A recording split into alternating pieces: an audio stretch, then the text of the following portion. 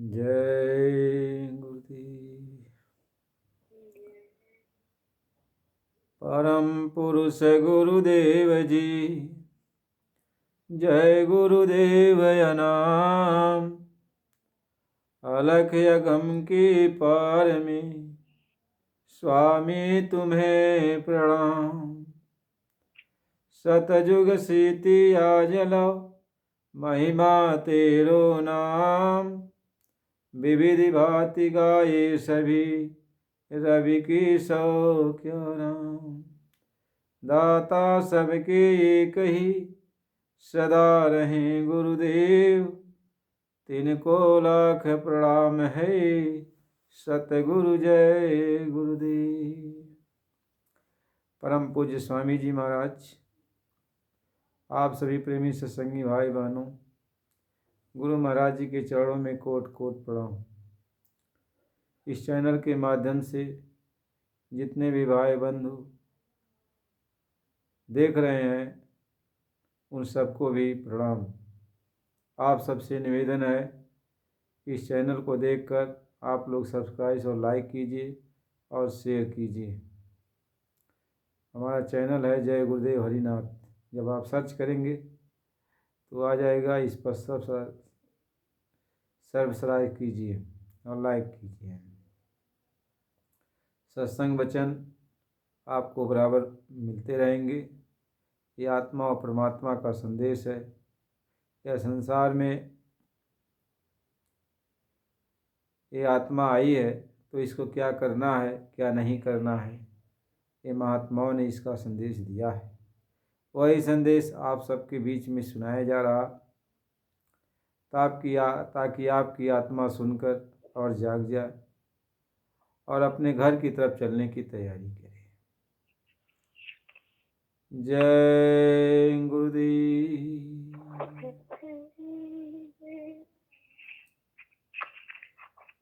संतो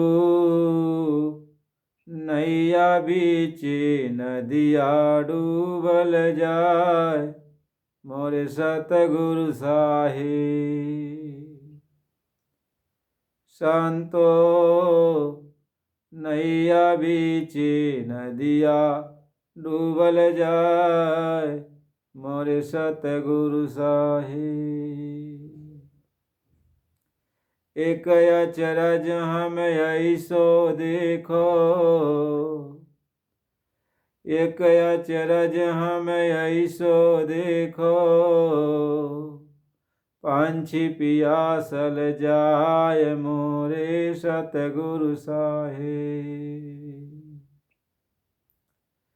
अनधि सरोवर में पानी नहीं है, हाथी खड़े नहाय मोरे सतगुरु साहिब।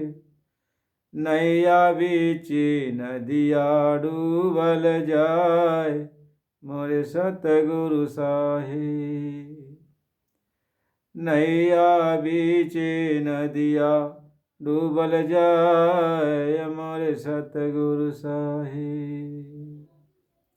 एक अचरज हम ऐसो देखो, बंदर दूहत गाय, ओ बंदर दूहत गाय। एक अचरज हम ऐसो देखो, बंदर दूहत गाय मोरे सतगुरु साहिब। नैया बीचे नदिया डूबल जाय, मोरे सतगुरु साहिब। छाछ माछ सब अपनौ खा गए, माखन बनारस जाय, मोरे सतगुरु साहिब। नैया बीचे नदिया डूबल जाय, मोरे सतगुरु साहिब। एक अचरज हम ऐसो देखो, गधा के जामल सिंह हो मोरे सतगुरु साहिब। नैया बीचे नदिया डूबल जाय, मोरे सतगुरु साहिब। एक सिंह कौरव दल घीचे, दूसरे के अर्जुन भीम।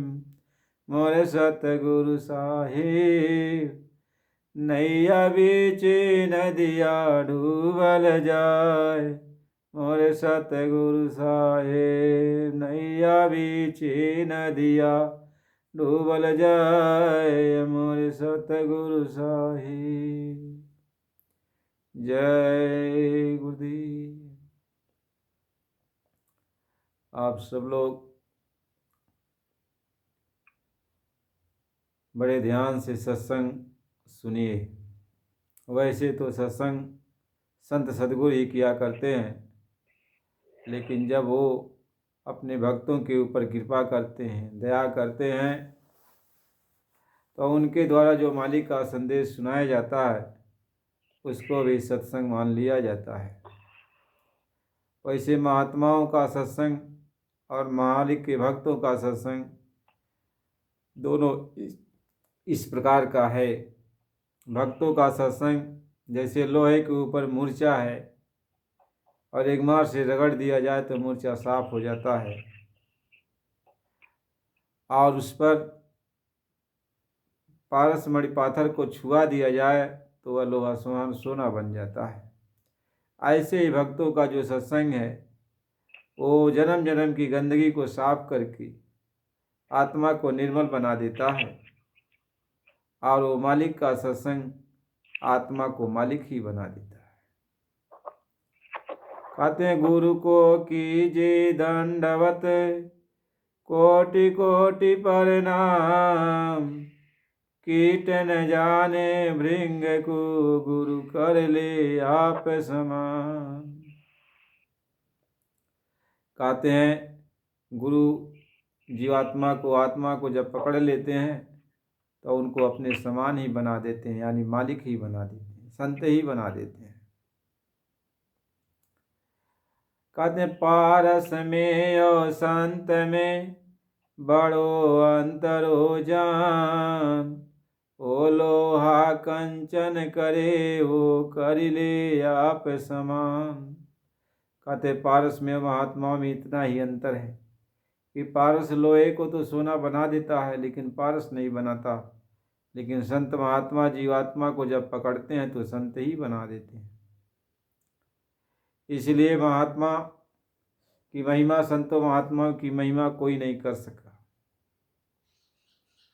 संत महात्मा की महिमा गाते गाते सब थक गए। कहीं सात समुंदर मसी करूं, लेखन सब बन राय। सात समुंदर मसी करूं, लेखन सब बन राय। सब धरती कागज करूं, गुरु गुण लिखा न जाए। फिर भी मालिक की महिमा गाई नहीं जा सकती है। इसलिए संतों महात्माओं के वचन, मालिक की दया कृपा से जो कुछ भी आपको सुनने को मिल रहे हैं उसको आप सब लोग बड़े ध्यान से सुनिए। महापुरुष समझाते हैं, सूरत तू कौन कहाँ से आई। हे आत्मा तुम कौन हो और कहाँ से आई हो। कहाँ से आई हो, सूरत तू कौन कहाँ से आई, और यहाँ आकर तुम कैसे फंस गई, फिर यहाँ से कैसे तुम निकलोगी, अपने घर कैसे चलोगी। जितने भी महापुरुष आए सबका एक ही यही उद्देश्य रहा कि हम आए वही देश सी, जहाँ तुम्हारो धाम। तुमको घर पहुँचावना बस एक हमारो काम। सभी महात्माओं का सिर्फ एक ही काम कि आत्मा को जगा करके अपने घर ले चलें। अब आत्मा को कैसे जगाया जाए। कहते जन्म जन्म का उलझा सूता, अको सुलझाय सकै मजबूता। कहते जो जन्म जन्म का उलझा हुआ सूत है, यानी जो जन्म जन्म से भटकी हुई आत्मा है, जो यहाँ मोह माया के बंधन में, कर्म के बंधन में इतना जकड़ गई, फंस गई है, वो कैसे छूट सकती है जब तक कोई जानकार, मजबूत, सामर्थ्यवान कोई छुड़ाने वाला न मिले। जब तक ऐसा गुरु कोई बंदी छोड़ न मिले जो आत्मा के बंधन को छुड़ा सके। वैसे तो सब लोग कहते हैं कि मैं बंधन को छुड़ा दूंगा, लेकिन बंधन छुड़ाना इतना आसान थोड़ी है। हर लोग बंधन को छुड़ाते हैं, लेकिन छोड़त ग्रंथि जान खगराया, अविघ्न अनेक करई तब माया। यदि कोई इस ग्रंथि को छोड़ना चाहता है तो माया के अनेकों विघ्न उत्पन्न हो जाते हैं। कहीं छोरन ग्रंथि पावे जब कोई, और तब यह जीव कृतार्थ होई। कहते हैं यदि वह ग्रंथि छूट जाए, जो गांठ बंध गई है जड़ चेतन की, यह छूट जाए, तभी यह जीव आजाद हो सकता है, तभी अपने घर जा सकता है। कहीं जड़ चेतन ग्रंथि पड़ गई, अयाद्यप मृषा छूटत कठिनाई। कहते हैं जड़ चेतन की गांठ बन गई, यद्यप झूठी गांठ है, यानी आत्मा का और मन का कोई मेल मिलाप नहीं है, दोनों का कोई मेल मिलाप नहीं होना चाहिए, झूठा है प्रेम, झूठी गांठ बंधी हुई है। लेकिन फिर भी आत्मा ज्ञान है, आत्मा के ऊपर भूल भरम का पर्दा पड़ा है। आत्मा मन को ही अपना सर्वा मान चुकी है, मन को ही अपना पति परमेश्वर मान चुकी है। इसलिए मन जो कहता है आत्मा वही करती है। अब आत्मा अपने को जो है मन की दासी मान ली है, मन को स्वामी मान लिया। यद्यपि ये बात झूठा है, क्योंकि आत्मा का स्वामी जो मालिक है, कुल मालिक ही है, लेकिन इस मन को ही आत्मा अपना कुल मालिक मान बैठी है। महात्मा इसी बात को समझाते हैं कि यदि यह गांठ छूट जाए तब तो आत्मा आजाद हो जाए, आत्मा को होश हो जाए, आत्मा अपने घर चले, लेकिन गांठ छूटने नहीं पाती। कह श्रुति पुराण बहु कहीं उपाय, अछूटे न अधिक अधिक रुझाई। कहते हैं ग्रंथों, वेदों, पुराणों, उपनिषदों में सब जगह छोड़ने की विद्या बताई गई, लेकिन जैसे जैसे ग्रंथि को छोड़ा जाता है और ये ग्रंथि उलझ जाती है, ये गांठ और उलझ जाती है। महात्मा इसी बात को समझाते हैं। कब जीव कहता बते जीव भयउ संसारी, अछूटन ग्रंथि न भयउ सुखारी। ये गांठ छूटी नहीं, हार मान करके आत्मा जो है इस मन का साथ कर ली, अब ये संसारी हो गई। अब संसार में आत्मा रमण करने लगी, संसार को ही अपना सब कुछ मानने लगी। जो संसार सत्य नहीं है, इसी संसार को सत्य मान बैठी, क्योंकि अब इस मन से आजाद नहीं हो सकती है। महात्मा इसी बात को समझाते हैं। अब मन और आत्मा की जो गांठ बंध गई, इसको छुड़ाएगा कौन? वैसे तो सभी लोग कहते हैं गांठ को मैं छुड़ा दूंगा, मैं छुड़ा दूंगा। कहीं बंधे को बंधा मिले, अछूटे कौन उपाय। अकर सेवा निर्बंध की, पल में लेत छुड़ाए। कहते हैं बंधा को बंधा मिले, यानी जो देह में आ गया वह बंधन ही तो है। 5 तत्व भी बंधन में है, 3 गुण बंधन में है, 25 प्रकृतियां सब बंधन ही तो है। आज जो संत महात्मा शरीर में आएगा वह भी तो बंधन में ही तो है। अब वो बंधन में है तो आपको कैसे बंधन से अलग कराएगा? महात्मा तो इसी बात को समझाते हैं, तुम्हें समझना चाहिए। यदि कोई मानव पोल पर आ गया, मानव शरीर में कोई आ गया, तो वह भी तो बंधन में आ गया, क्योंकि 5 तत्व ये माया के बंधन है, 3 गुण माया के बंधन है, 5 तन्मात्राएं ये माया के बंधन है, ज्ञान इंद्रियां, कर्मेंद्रियां, ये सब माया के बंधन है। यदि मानव पोल पर कोई महात्मा आ गया तो कैसे जो है इस जीव को छुड़ाएगा, क्योंकि वह बंधन में ही तो है। अब इस पर कोई विचार करता नहीं, और यही कहता है कि शरीर में आए हैं, ये मनुष्य का रूप धारण कर लिया तो बंधन से आजाद कर देंगे। महात्मा ये समझाते हैं कि नहीं, यदि मानव शरीर धारण कर लिया तो बंधन से आजाद नहीं कर सकता है। कभी नहीं आज़ाद कर सकता, क्योंकि वह स्वयं बंधन में। तो महात्मा कौन है? जो शरीर में नहीं रहता। महापुरुष समझाते हैं कि जब वो महात्मा आता है, वो संत सद्गुरु आते हैं, तो मानव शरीर का निर्माण करता है, यानी उसका शरीर शब्द स्वरूपी होता है, और मानव जैसा वो नकल बनाकर अपना रूप को, अपने स्वरूप को बनाता है। यानी मानव जैसा अपने स्वरूप को रच लिया। मालूम होता है कि इसका स्वरूप मानव का है, आँख है, कान है, नाक है, जबान है, सब मालूम पड़ता है, रच लिया है। लेकिन उसका ये शरीर शब्द का होता है, निज स्वरूप जिसको कहते हैं, वह शब्द स्वरूपी शरीर होता है।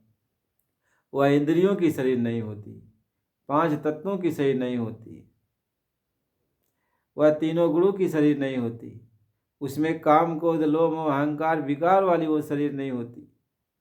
वह जीवों को समझाने के लिए अपने स्वरूप की स्वयं रचना करता है, ताकि कोई भूल भ्रम में न रहे और महात्माओं की करीब में जाने में कोई डरे न। इसलिए मानव जैसा रूप बना लिया। इसलिए महात्मा समझाते हैं कि बंदो गुरु पद कंज, कृपा सिंधु नर रूप हरि, महामोहतम पुंज, जासु बचन रवि कर निकर। वो यही समझाते हैं कि वो जब मानव रूप धारण करते हैं तो उनकी शरीर जो है वो शब्द का होता, शब्द स्वरूपी होता। ये नहीं है कि माया की रचना हुई, 5 तत्वों की शरीर बनी तो उसी में आके वो समा गए, ऐसा नहीं होता। यही तो भूल भ्रम सबको हो जाता है। इसलिए महात्मा समझाते हैं, जब वो संत महात्मा आते हैं और अपने स्वरूप का निर्माण करते हैं, अपने आप का निर्माण करते हैं और मानव जैसा रूप बना लेते हैं, मानव जैसा खान पान करते हैं, मानव जैसा उठना बैठना सोना जागना करते हैं, मानव जैसा बातचीत करते हैं, तब यह जीव भ्रमित हो जाता है कि ये भी हमारे जैसे एक इंसान है। इसलिए महात्मा आगे लिख देते हैं कि गुरु मानुष करि जानती, अते नर कहिए अंध, अहो यह दुखी संसार में, आगे जम के बंद। यदि गुरु को तू मनुष्य समझता है तो तू जान ले, यहाँ तो तकलीफ तुमको मिलेगी ही, लेकिन आगे तू जमदूत के फांस में फंस करके जाएगा, मारा जाएगा, काटा जाएगा, सड़ाया जाएगा, तपाया जाएगा। कह गुरु मानुष कर जानते, अकर चरनामृत पान, अते नर नर के जाएंगे, और जन्म जन्म होई स्वान। यहाँ तक समझा दिए कि यदि गुरु को तू मनुष्य समझता है कि मानो जैसे हमारे जैसे यही मनुष्य हैं, तो तू मरने के बाद कुत्ते की जोनी पाएगा, तो कुत्ता बनेगा, क्योंकि तुझे पता नहीं है कि यह गुरु मनुष्य नहीं है, केवल हमारे आपके बीच में वह मानव का रूप बनाया है। मानव नहीं है लेकिन रूप बनाया मानव जैसा, ताकि हमारे आपके बीच में रहकर हमसे आपसे वो कुछ बात कर सके। अब ऐसे गुरु को आप कह दो कि वो चले गए, वो मर गए। अरे महात्मा कभी मरते नहीं हैं, न वो जन्म लेते हैं न वो मरते हैं। वह जन्म और मरण के बंधन से अलग होते हैं। यदि जन्म और मरण के बंधन में आ जाएं, तब तो विधाता के कर्मानुसार वो तो यहाँ के बंधन में बंध जाएंगे। इसलिए उनके ऊपर किसी का भी डंका नहीं बजता कि सबके ऊपर उनका डंका, उनको नहीं काहूँ की शंका। कहते उन्हीं का डंका सबके ऊपर बजता है, और उनके ऊपर जरा सा किसी का कोई चलता नहीं है कुछ। आप तो समझना चाहिए, आप सत्संग क्या सुनते हैं, सत्संग क्या समझते हैं। और जो यहाँ पे महात्मा आकर के कोई लीला करते हैं, यह उनकी एक लीला है, संतों की रूहानी लीला होती है, जो हमारे आपके बीच में वो आकर खाते पीते उठते बैठते सोते जागते बीमारी का बहाना करते और कोई बहाना करते और यहाँ वहाँ डॉक्टर के पास आते जाते, ये सब उनका एक खेल है। कहीं ऐसा व्यभाति अलौकिक करनी, अहु माता सुचरित्र न बरनी। कहा तो उनकी अलौकिक करनी होती है जो हमारे आपके देखने में नहीं आता, नहीं हम आप समझ पाते हैं। इसलिए महात्मा समझाते हैं कि अरे बच्चा, गुरु कहे करो तुम सोई, मन के कहे चलो मत कोई। यानी तुम वो काम करो जो गुरु कहें। अब गुरु के पीछे पीछे तुम न पढ़ो गुरु क्या करते हैं क्या नहीं करते, क्योंकि वो सारा खेल जो है, जो भी करते हैं वह रूहानी माया के अंतर्गत करते हैं। सारा खेल माया का होता है, रूहानी माया का। संतों की एक अपनी माया होती है, उस माया से वो खेल करते हैं। रहस्य रघुनाथ का बेगी न जानय कोई, अजो जानय रघुपति कृपा, सपने हूँ मोहन हो। कहते हैं मालिक के जो कारनामे होते हैं, जो उनकी जलवा होता है, जो लीला होती है, कोई जानता नहीं। यदि मालिक जिसको जना दे, जब वो जान जाता है तो सपने में भी वह इस मोह माया के बंधन में नहीं बंधता, वो सोच विचार नहीं करता गुरु के बारे में। तब गुरु के बारे में कुछ नहीं कहता, वो चुप हो जाता है, कहता भैया नहीं, गुरु के बारे में हम कुछ नहीं सुन सकते, और तू क्या कहता गुरु के बारे में। इसलिए महात्मा समझाते हैं कभी भी गुरु तीसरे तिल के नीचे ही नहीं उतरता, यानी वो नरकों में माया के बंधन में, यानी यह है जो शरीर में, वो कभी नहीं उतरता, या मानव तत्व रूपी शरीर को धारण ही नहीं करता। जो हमारे आपके बीच में वो मानव का रूप बना के आते हैं, वो तो उनकी शब्द स्वरूपी शरीर होती है। तभी तो उनके स्वरूप का जो ध्यान करने से जीव की सद्गति हो जाती है, तभी उनके शरीर से आकाश स्पर्श करने पर जीव का कल्याण होने लगता है, तभी उनके शरीर से बहने वाली हवा दूसरे जीव पर पड़ जाए तो वह मनुष्य शरीर का अधिकारी बन जाता है, क्योंकि वह शब्द स्वरूपी शरीर होती है। महात्मा ये समझाते हैं, गुरु महाराज यही समझाते हैं, लेकिन जीवों को समझ में नहीं आता, लोगों को समझ में नहीं आता। बात विवाद में लड़ते और झगड़ते रहते हैं, झूठ फौरे धोखाधड़ी में फंसते रहते हैं। हमारा झंडा ऊंचा रहे, हमारा झंडा ऊंचा रहे, इसी में फंस कर मर जाते हैं। समझना तो कुछ है नहीं।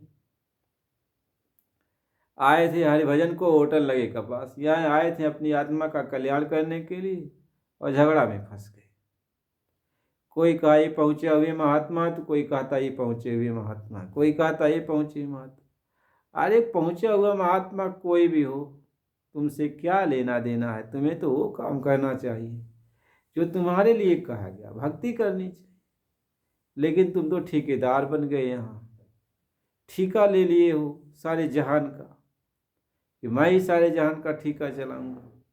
गुरु महाराज जी कहें यहाँ तो छोटा बनकर आए थे कि चलो मालिक से रास्ता लेकर भजन भाव भक्ति करेंगे, अपने जीवात्मा का कल्याण करेंगे, उद्धार करेंगे, लेकिन दुनियादारों की तरह, संसारी लोगों की तरह लड़ाई झगड़ा में फंस गए।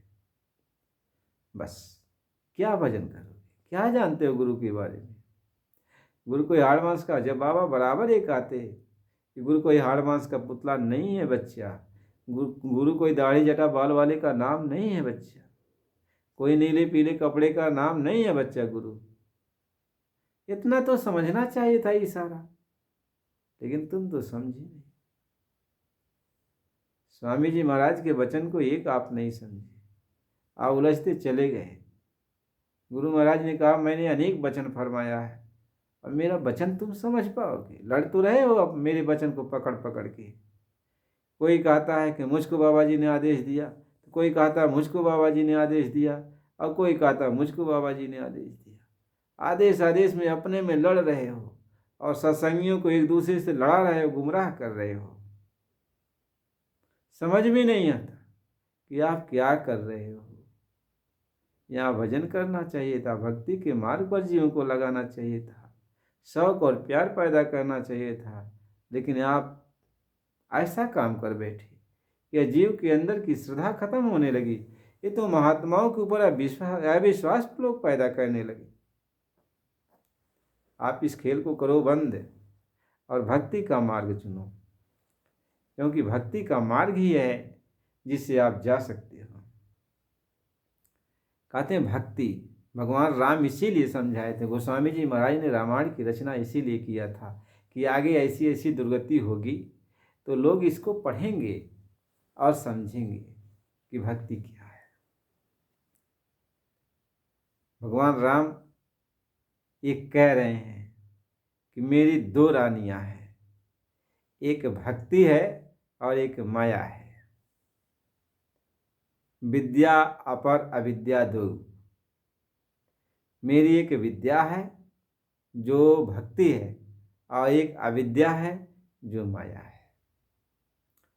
जो अविद्या को पकड़ लेता है वह नाना प्रकार के सुख साधन में और नाना प्रकार की भावनाओं में, भोग विलासों में, वहाँ की रुचि में वो अपने जीवन को बिताना चाहता। मैं और तेरा उत्पन्न हो जाता है, ये मेरा है ये तेरा है। असंतोष की लहर फैल जाती है। मैं तय का झगड़ा शुरू हो जाता है और माया सबको इसी में घसीट ले जाती है और मुझसे लोग दूर हो जाते हैं, यानी भगवान की भक्ति से दूर हो जाते हैं। मेरी माया ये करती है। जो मेरी माया को पकड़ते हैं वह मुझसे दूर हो जाते हैं। यद्यप माया भी मेरी ही है, लेकिन मेरी माया को पकड़ते हैं तब वो मुझसे दूर हो जाते हैं। और दूसरी मेरी भक्ति है जिसको विद्या कहते हैं, और जब भक्ति को पकड़ लेते हैं तो मुझसे मिल जाते हैं। तो भक्ति महात्मा समझाते हैं तुझको मुझसे मिलना है। मालिक कहते हैं मुझसे मिलना है तो मेरी भक्ति करो, और मुझसे नहीं मिलना है, दुनिया संसार को अपनाना है तो मेरी माया की भक्ति करो। दो ही मार्ग है, एक प्रवृत्ति मार्ग है, एक निवृत्ति मार्ग है। इसमें एक में तुम रम जाओ, एक से निकल जाओ। महात्मा इस बात को समझाते हैं। लेकिन आप ये सोचते हो, खिचड़ी बनाते हो, कहते हो हम माया को भी पकड़ेंगे और भक्ति को बताओ। यदि एक पुरुष की दो स्त्रियां हो जाए तो सौतिया डाह हो जाता है, और आप माया को भी पकड़ोगे और भक्ति भी करोगे तो डाह तो हो ही जाएगा। रोज जूता चप्पल खाओगे, रोज मारपीट होगी, एक इधर अपना हाथ तुम्हारा हाथ खींचेगी, एक उधर अपना हाथ खींचेगी, और तुम किधर जाओगे? तो दोनों चप्पल निकाल के तुमको मारेंगे। महात्मा यही समझाते हैं, जो भक्ति करते हुए भी माया को चाहता है और माया को चाहते हुए भी भक्ति को भी करता है, उसकी यही दुर्गति होती है।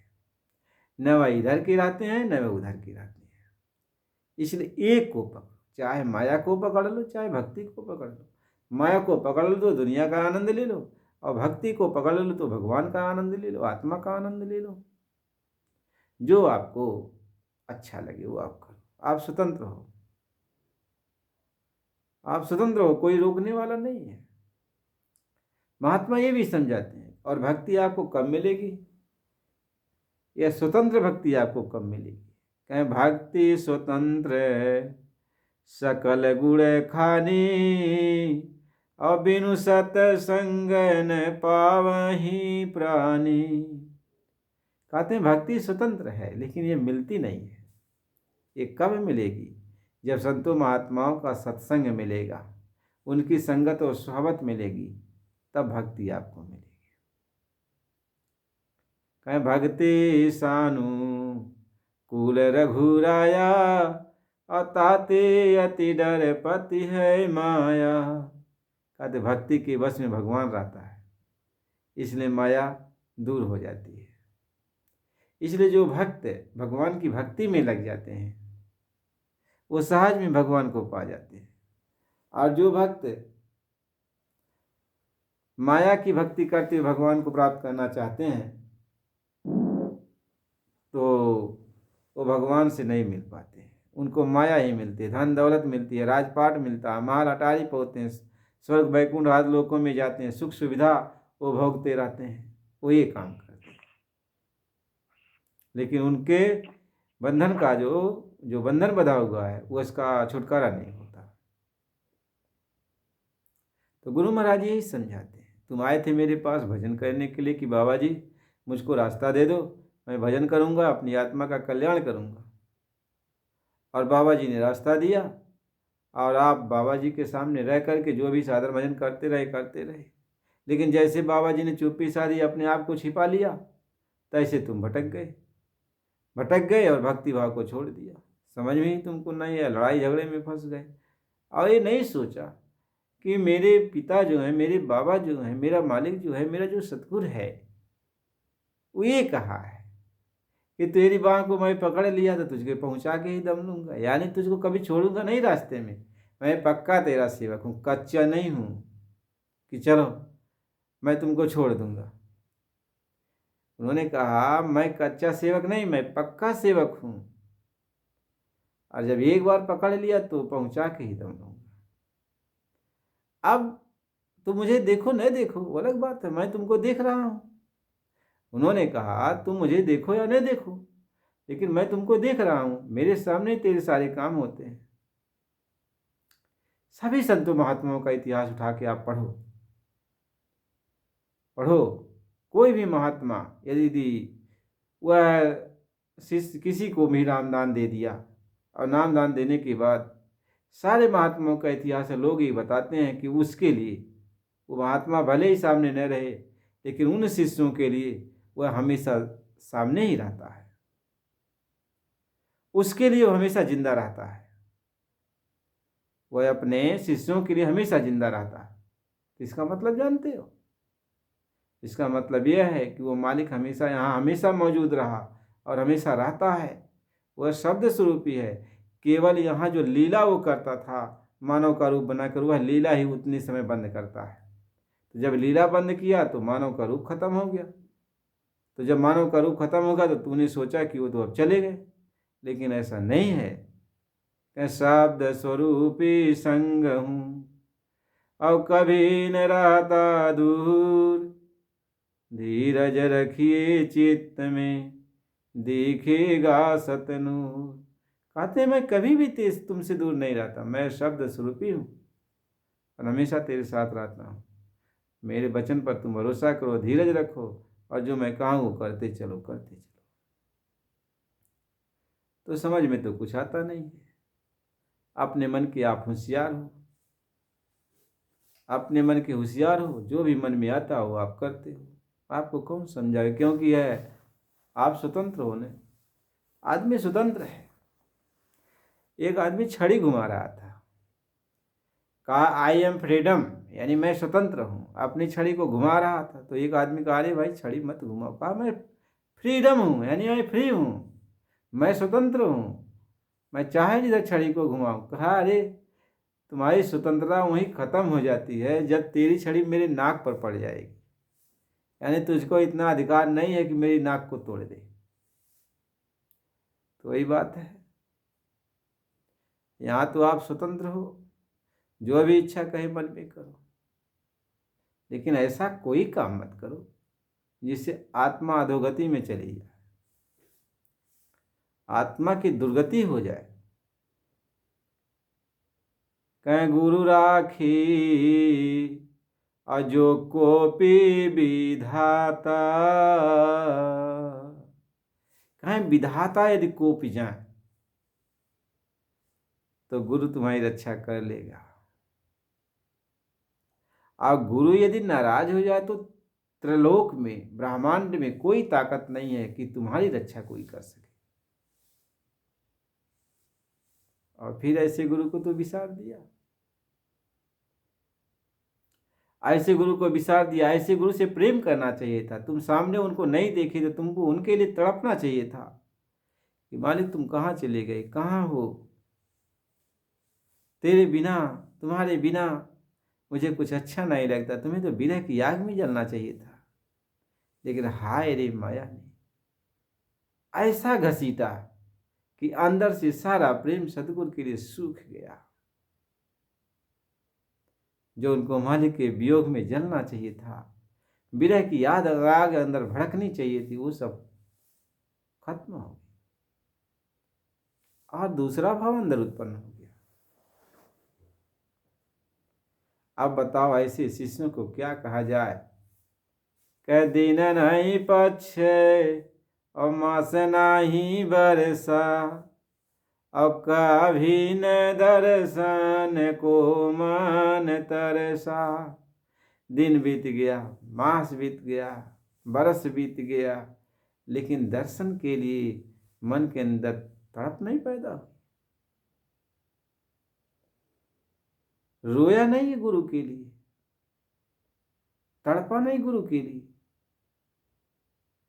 महात्मा तो इस बात को समझाते कि गुरु बिना तेरा और न कोई, आधार है वचन ये मन में। यानी गुरु के बिना तो ये तेरा कोई संगी साथी नहीं है। तो क्यों नहीं इस बात को अपने अंदर धारण कर लेता? यदि अपने अंदर इस बात को धारण कर लेता तो गुरु के लिए रोता, गुरु के लिए तड़पता, सारे काम करते हुए भी तू अपने गुरु को याद करता रहता। हे मालिक, मुझसे कौन सी ऐसी चूक हो गई कि आप मेरे सामने अब नहीं हो? कहाँ हो? आपके बिना मुझे रास्ता कौन दिखाएगा? आपके बिना मुझे चैन नहीं पड़ता, मुझे ढाढ़स नहीं बधाता, मुझे धीरज नहीं आता। आपको तो रोना चाहिए था। आप रोते, तड़पते, वो मालिक आपकी पुकार को सुनता, आपके लिए कुछ वो करता। लेकिन नहीं, वो तो मालिक देख रहा है तो मेरे न रहने पर ये तो मस्ती में घूम रहे हैं, ये तो मस्ती में घूम रहे हैं। तो मालिक एकदम आपकी तरफ से अपने आप को मुख मोड़ लिया, प्रेम का सागर सूख गया। अब प्रेम नहीं तुम्हारे हृदय में। कहने के लिए भले आप सत्संगी हो, लेकिन आपके हृदय में प्रेम नहीं है। बस आपके हृदय में प्रेम की जगह नफरत आ गया, घृणा आ गई है, प्रेम चला गया। कहीं प्रेम गया और भक्ति छिपानी और बैर ईर्ष्या की खुलखानी। प्रेम चला गया, भक्ति छिप गई, और क्या हुआ?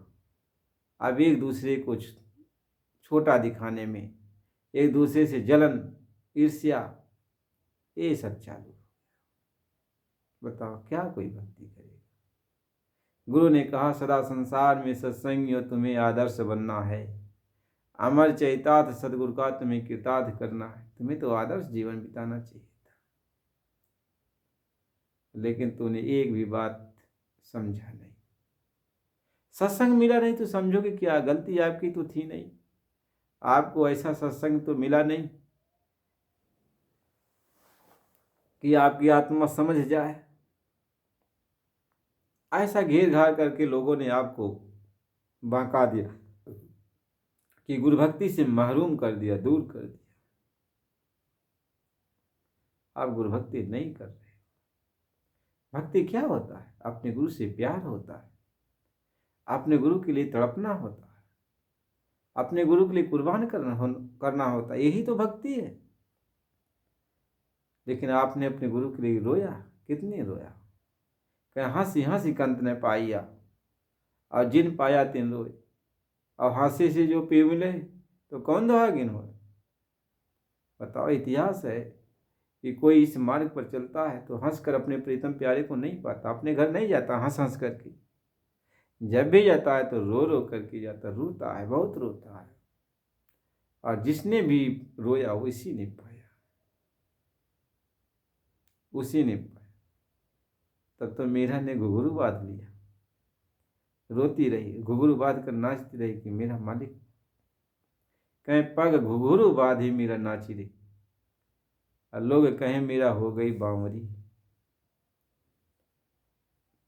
तो मीरा को लोगों ने बावरी समझा, पागली समझा, लेकिन अपने गुरु के वियोग में वह रोने लगी। तो यह मार्ग क्या है? भक्ति का मार्ग है, प्रेम का मार्ग है। यह प्रेम सिखाता। जब प्रेम आ जाएगा तभी तो सबसे आप प्रेम करोगे, तभी तो सबको सम्मान दोगे। अब प्रेम ही नहीं है तो क्या सम्मान दोगे और क्या भक्ति करोगे? आए थे हरिभजन को, तो भजन करने के लिए आए थे, आत्मा के कल्याण करने के लिए आए और झगड़ा में फंस गए। जैसे दुनिया में झगड़ा होता नहीं, कोई कहता मंदिर और कोई कहता मस्जिद, कोई कहता गिरजाघर, कोई कहता गुरुद्वारा, कोई जैन मत, कोई मत, कोई मत, नाना प्रकार के मत और फिरकों में सब लोग पढ़ के उलझ गए। और आप भी ऐसे उलझ रहे। महात्मा समझाते हैं, संत महात्माओं का सिर्फ एक मत होता, क्या?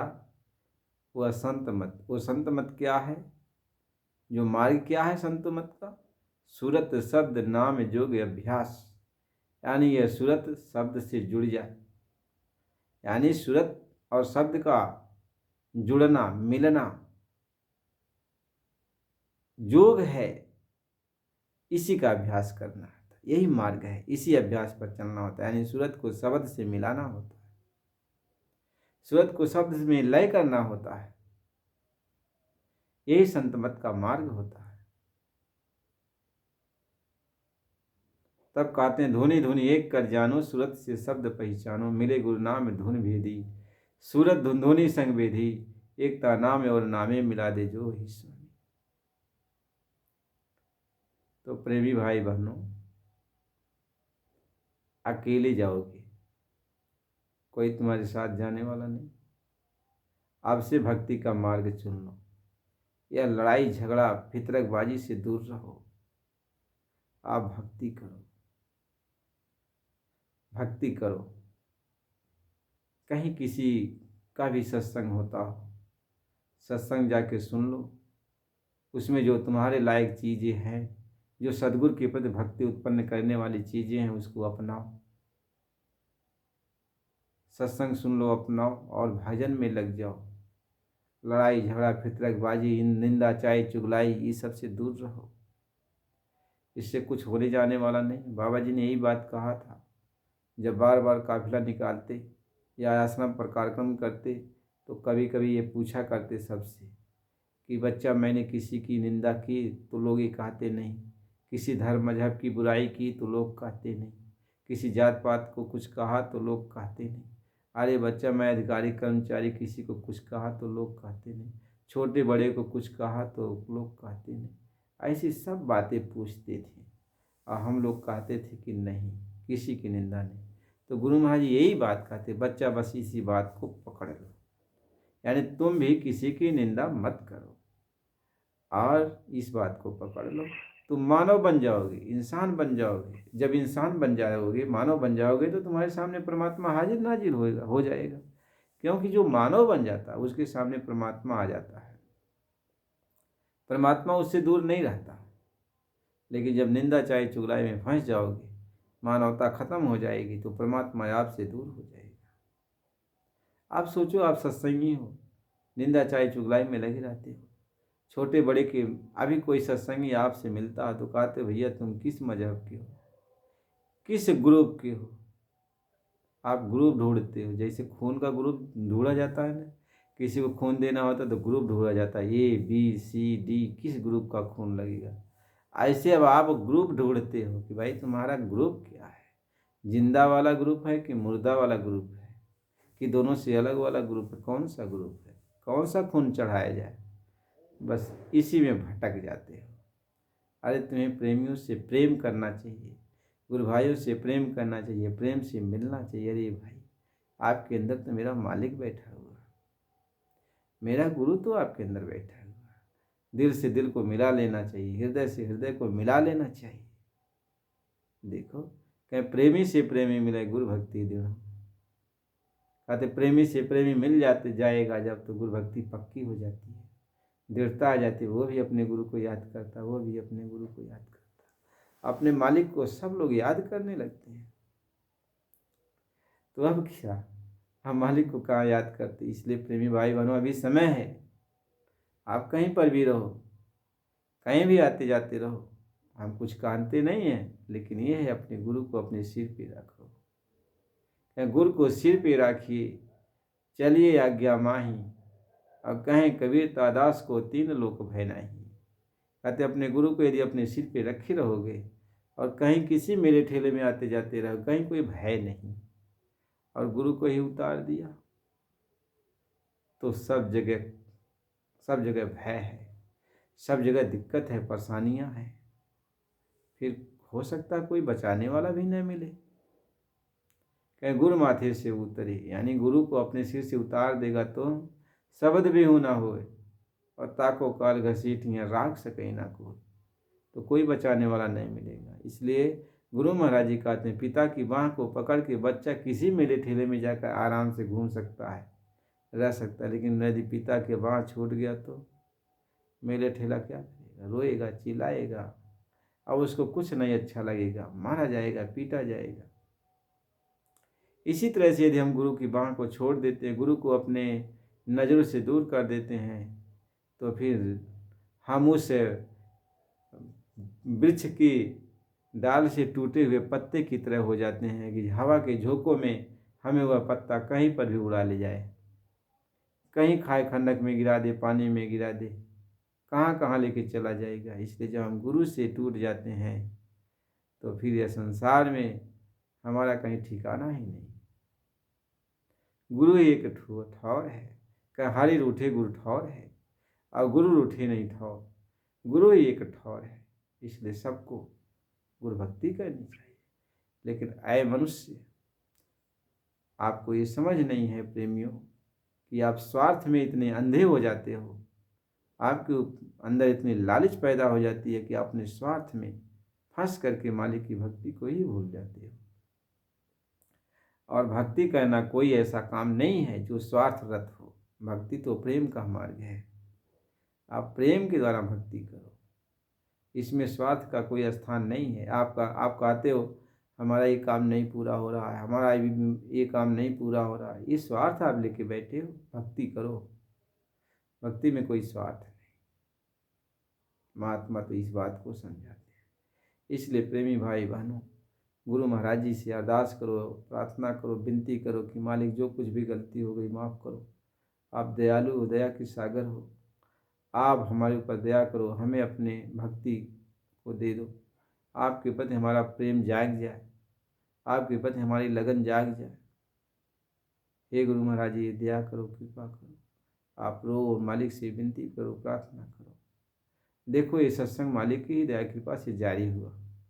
यहाँ किसी के प्रति कोई निंदा नहीं है, कोई चाहे चुगलाए नहीं। बशर्ते ये है, हम सभी गुरु भाई बहनों से ये चाहते हैं कि सब लोग कहीं पर भी रहो, कहीं भी रहो, कहीं भी आते जाते रहो, बशर्ते अपने गुरु की भक्ति करो। आप अपने मालिक की भक्ति करो, गुरु महाराज जी को याद करो, वो जो रास्ता बताएं उस पर आप चलो, भक्ति करो। ऐ भक्ति बीज बिन से नहीं, आई पड़े जो चोल, और कंचन जो विष्ठा पड़े घटे न ताको मोल। यानी भक्ति का जो बीज होता है वह कभी खत्म नहीं होता, कभी मुरझाता नहीं है। इसलिए गुरु ने जो आपके अंदर बीज डाला है वह कभी मुरझाएगा नहीं। इसलिए उस पर सत्संग की जो बारिश है उस पर अब डालो, सत्संग सुनो, ताकि वह बीज हरा भरा हो जाए, आगे बढ़े। जय गुरुदेव। आप सभी भाई बंधु इस चैनल को आप सब्सक्राइब कीजिएगा, लाइक कीजिएगा और शेयर कीजिएगा। आप लोगों को ये बताइएगा कि आपको इस वीडियो के माध्यम से सत्संग वचन, गुड़ सत्संग वचन आपको मिलेंगे जो आपको कभी कोई बताया नहीं है। गुरु महाराज ने सारी बातें बता दी, लेकिन लोग कभी सुने, कभी नहीं सुन पाए। लेकिन सब चीज़ें आपको धीरे धीरे बताई जाएगी इस वीडियो के माध्यम से, चैनल के माध्यम से। आप उसको सुनेंगे, आपके अंदर आत्म जागृति पैदा होगी, गुरु की भक्ति जागेगी, परमात्मा से मिलने की तड़प पैदा होगी। आप लोग लाइक कीजिए और शेयर कीजिए और लोगों को बताइए कि इस चैनल को सब्सक्राइब करें, ताकि उन सब के पास ये वीडियो जाता रहे। जय गुरुदेव, जय गुरुदेव, जय गुरुदेव, जय गुरुदेव, जय गुरुदेव। जय गुरुदेव।